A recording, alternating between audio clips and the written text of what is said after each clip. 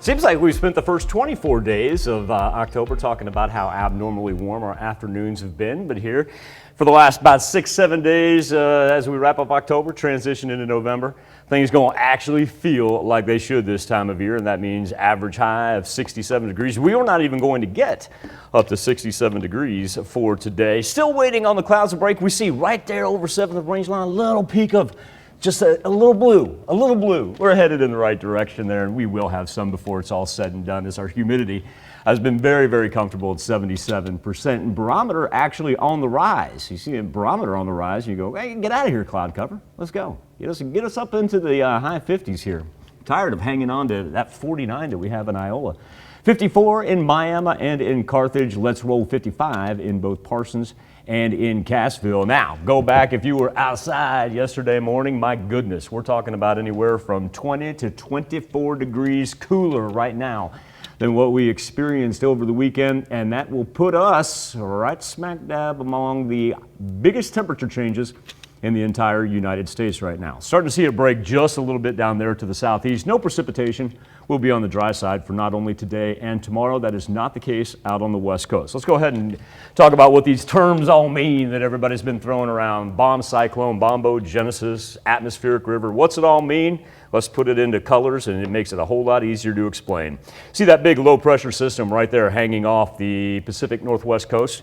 Well, a bomb cyclone means your millibars drop 24 your barometer dropped 24 millibars in 24 hours.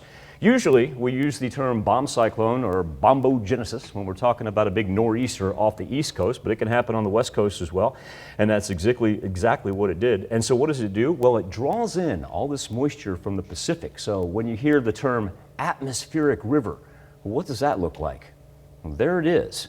And so imagine that low pressure system up there draws in everything off the Pacific. You can even tell where it begins to start right there.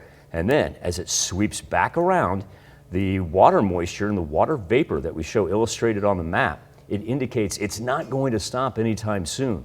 The torrential rains continue to make their way right off the coast of California. Of course, remember, you've got a mountain range right there that flips it back into snow, and then it rides the jet stream up toward Canada. Well, how come it doesn't affect our weather? Well, here's why. It follows the jet stream up there, and eventually it runs out of gas.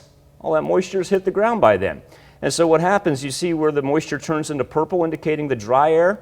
Well, then the jet stream sweeps down upon us. And by that point in time, there's nothing left in it but some cool Canadian air.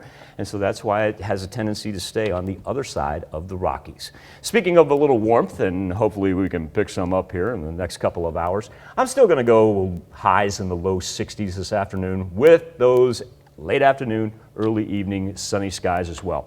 Let's turn our attention to Wednesday, because that's when we're really going to pick up some action. Tuesday is going to be great. 70s, whether it be low or mid, not too bad. But then as we get started on Wednesday morning, we see the thunderstorm activity begin to roll in. Takes us all the way from Wednesday late morning into Thursday morning. So this will kind of be an all-day affair. The severe thunderstorm risk map does keep all the high wind and hail down by the Gulf Coast.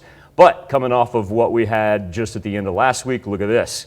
We're talking about possibly another 2.5 to 3.5 inches, especially on that line that runs north and south through southeast Kansas. But we'll be done with it by Halloween. Kids are going to absolutely love getting out and about, whether it be on Saturday or Sunday, because not only will our temperatures be mild as they're bundled up in their costumes, but also too, moms and dads who are escorting your kids, going to be absolutely delightful out there. No need to worry about extra layers.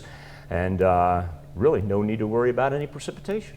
Yeah, we've all done the Halloweening and with the umbrella, and we know what a mess that is. Not this year. Especially with trick-or-treating being on a Sunday and school the next day, you're going to do it in the afternoon when it's a little bit cooler. Exactly. Yeah, I mean a little bit warmer. Yeah, of course. All right, thanks, Michael.